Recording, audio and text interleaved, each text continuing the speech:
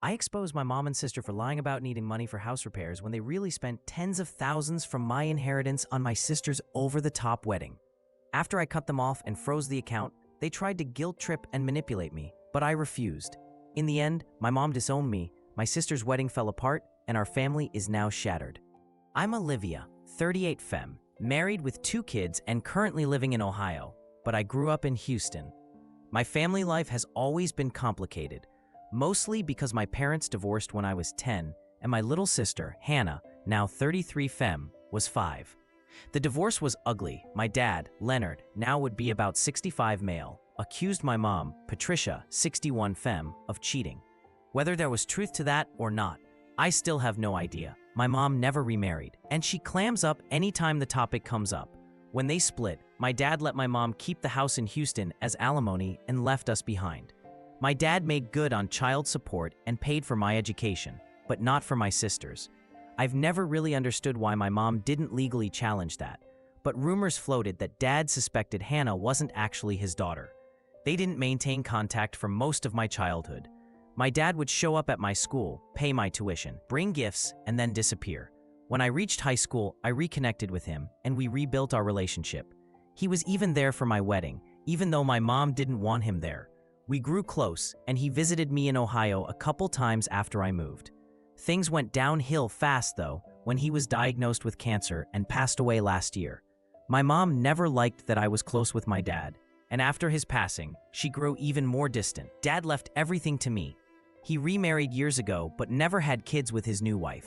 He always said, "Olivia, you're my only daughter," and he put $400,000 in a trust fund for me. You can imagine that my mom and Hannah weren't thrilled. They'd never liked that I was the favorite. Plus, the extra child support Dad sent meant I went to a better school than Hannah, got into a better college, and generally got a leg up in life. I guess my mom saw that money as community property for the family, but most of it was spent directly on my tuition. Even as a kid, I realized my mom was using some of that child support for household things and for Hannah. But she kept me happy, so I wouldn't complain. I can't say Mom and Hannah were ever truly mean or evil, but we were never close. The two of them were tight, and I always felt like the odd one out. But I wasn't a pushover, even as a kid, so that kept them from completely steamrolling me. Now, years later, I'm stuck. The $400,000 trust fund Dad left me is supposed to go to our kids' college one day, and hopefully help us buy a vacation home. But ever since my mom and Hannah found out about it, they've been all over me, asking for help for one thing or another. I'm not stingy. I started lending them money when I first got a job, and it just ramped up as my salary did. Both of them got lower paying jobs. Mom is a cashier. Hannah works in sales at a boutique. And together, they make half of what I do. I help them because they're family, and they aren't cruel or hateful. They just frankly see me as their financial backup. A couple of months ago, Patricia called, saying the Houston house was practically falling apart. The walls, the ceilings, the wiring, everything needed to be redone or repaired. They'd never been able to afford upkeep after Dad moved out. She tried to get a loan for repairs, but the interest rate was sky high, so of course she was coming to me. The whole conversation was awkward because neither of us wanted to say outright what she was after, but I could tell. She called repeatedly throughout the month, which is more frequent than usual. Finally, when I did answer, she flat out asked for help because the place had gotten dangerous. She said she'd pay me back in installments. I asked what she'd need, and she threw out $100,000. I almost lost it when she said that. She hinted at my inheritance, but I stopped her there. I said $50,000 was all I could offer. Honestly, I blurted that out quickly and regretted not keeping my mouth shut.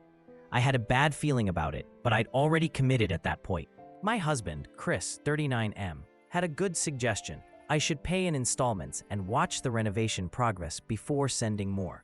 So I reactivated an old Houston account, sent $10,000 to start, and gave my mom the access details. She asked why I didn't just put it directly in her name. I mumbled an excuse, thankful that Chris had suggested it. There was zero chance that money would ever truly be repaid, but I wanted to try and keep things transparent. Update 1. Alright, so it's been 2 months since I started sending that $50,000 to Mom for renovations. Only $20,000 has been sent, and I am not sending another cent. I always knew my mom and sister were buddying up to me because I had money. But it never hit me until now how far they'd go to get it. They outright lied to me, and if they'd just been honest, it wouldn't sting so bad. Here's where things get really messed up. I found out through a friend from school, not my family, that Hannah was planning a huge wedding. One of my closest friends from high school, Rachel, 38F, has a husband who works as a wedding planner. Turns out, Hannah was booking his agency for this big grand wedding. I guess she didn't realize I was friends with Rachel. A wedding costing $50,000 is definitely grand by Houston standards. Worse, I wasn't even informed, let alone invited. Rachel told me guest list was about 100 and I, her only sister, wasn't included. I was less stung by the lack of invitation than I was curious. Where the hell did they get the money for something so extravagant? We're talking a top venue, open bar, incredible decorations. I immediately checked the Houston account where I'd been depositing the renovation money. It was empty. I called Patricia to ask how renovations were going. She replied, "Oh, we hired the company, but the work hasn't started yet." Lie detected. Still, I didn't know for sure if my money was funding their circus wedding, but it made me sick to think about. I seriously considered flying to Houston to check things out, but figured it wasn't worth the hassle. Instead, I called my aunt, Dad's sister, Linda, 63F, who lives just a few blocks away. I asked if she'd heard about Hannah's wedding. She had, but she wasn't invited either. Patricia doesn't get along with Dad's family, so not surprising. Aunt Linda said the wedding was the talk of the neighborhood. It floored me. Until recently, their house was supposedly a wreck, but suddenly it had fresh paint, and now Hannah was getting a princess wedding. Patricia had told me the house renovations hadn't started. Then, something else came to mind. About 6 months ago, Mom asked for $20,000 for a knee replacement. I called my mom and asked for the name of the orthopedic surgeon, pretending that I wanted the details for a friend's father who needed knee surgery.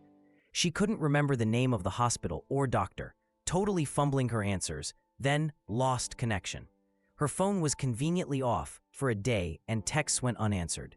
At this point, it was obvious. The $20K for the knee replacement funded the house. The money for renovations was paying for Hannah's wedding. Aunt Linda even told me the engagement party had been in the newly painted house with gorgeous decorations. Meanwhile, I'd gone along blindly, thinking my family was poor and needy. The moment I saw it all clearly, I just stopped. I stopped sending any more money and ghosted them. Wouldn't answer calls, wouldn't reply to texts. Even Hannah, who almost never called, started trying to reach me. I didn't respond to her either. I'm completely out. I refuse to put up with more lies and emotional blackmail. I don't owe them a life of luxury just because Dad left me money. I resolved to spoil Hannah's big day if that's what it took. Update 2. Just as I thought would happen, Patricia started escalating once I cut off contact. She called Chris in a panic. I'd already told him not to answer if she called, but he picked up. He just can't stand drama and thought he'd smooth things over. Ugh. She sobbed about how I'd ghosted them, how the renovations were half done, and begged him to get in touch. Chris, bless his honest soul, told her outright what I knew, that I saw through their scheme, knew the money went to Hannah's wedding, and that I knew she'd lied about the knee surgery too. I was furious at Chris for spilling the beans. I wanted them to stew, but the truth was out. Patricia immediately bombarded me with apologetic texts and voicemails. She made excuses, saying she only took the money for repayment for a loan she'd gotten for renovations, but I didn't buy any of it. Finally, after days of her pestering, I agreed to talk, but only if she promised to tell the truth. She owned up. It was Hannah's idea to get the money out of me for renovations because they knew I hadn't visited in ages and was out of touch with all their friends. She said Hannah didn't want to ask for money for the wedding directly. According to her, she didn't want to ask you for a favor. Yeah, right. I pointed out the knee surgery lie, and Mom went silent. I pressed about spending that money to fix the house up quickly ahead of Hannah's in-laws visiting. She said it was a panic decision. In the moment, they couldn't think of a better lie to get money out of me. That was the moment my heart broke. My own mother had conned me. I sat and cried for hours after that call. The last time I cried like that was when Dad died. That day, I missed him terribly. He truly loved me, and I realized just how alone I was in my own family. 2 days later, Patricia left a voicemail that said, "Now that you know, can you please send the rest of the money so we can finish the wedding prep?" She wasn't apologetic, just more manipulative. Not one word of sorrow or regret. I wanted to yell at her, but I just blocked her and Hannah instead. I told Chris that if he ever answers their calls again, he can sleep outside. I meant it. I keep in touch with Aunt Linda, who told me the wedding is coming up soon. I never told her the details of the money, but she knows something is up.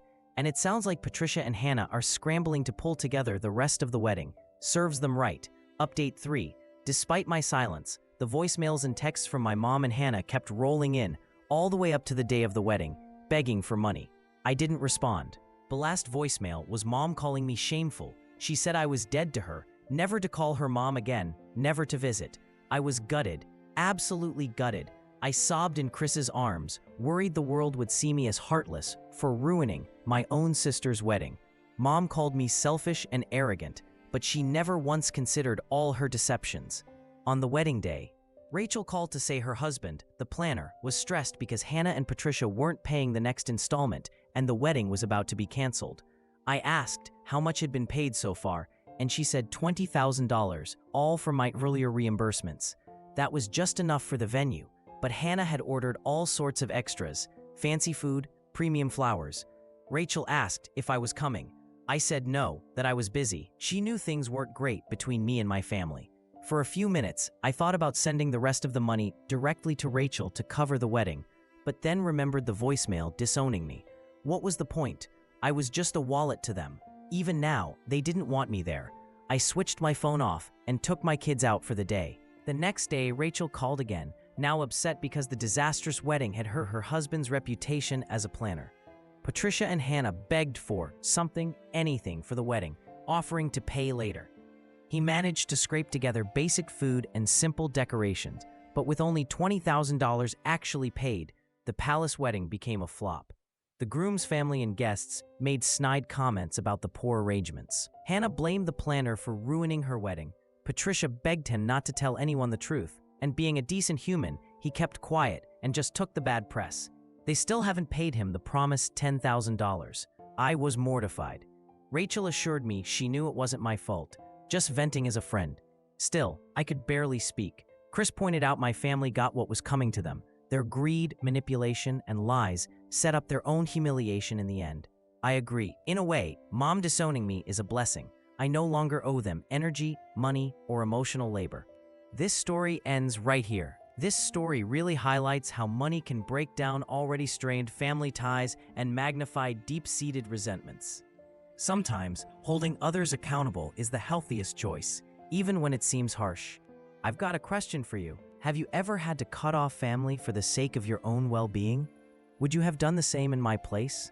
Let me know what you think.